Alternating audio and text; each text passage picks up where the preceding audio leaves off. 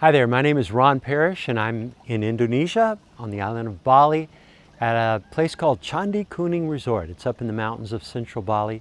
I love it here, but I love it here because I connect with the Lord outdoors, and I connect with the Lord through various kinds of prayers. I've recently published a book called Building Your Spiritual Core, 101 Ways to Connect with God, 101 creative ways to connect with God. I've actually been compiling this for decades. And one of my favorite exercises that I like to do, one of my favorite spiritual exercises, is to think about God's promises and to turn those into prayer.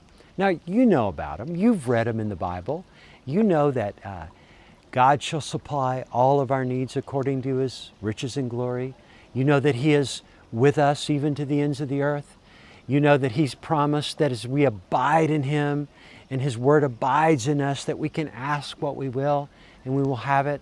There are promises that, this one's very specific to me, but even in our old age, we'll bear fruit. And I often pray that promise nowadays.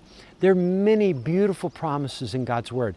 I have been compiling this list for about 15 years now, and I come across a new promise at least once every couple of weeks in my Bible reading. One that I know that I've read, but I've never prayed it or never spoken it out.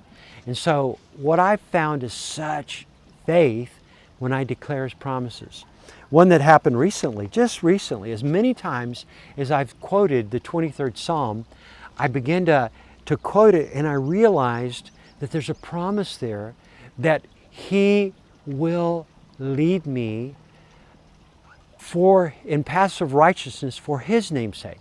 And so the choices that I'm facing, I can depend on God to lead me in His path of righteousness for His name's sake.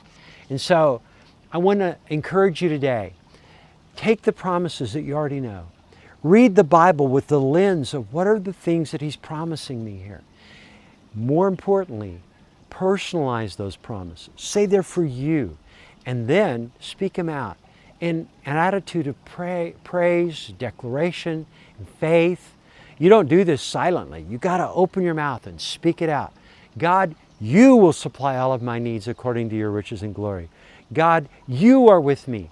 God, You promise that as I abide in You, I'll bear fruit. I believe that You've chosen me and You've sent me. And so there are many, many of these promises that you can personalize, and your faith will grow. May God bless you.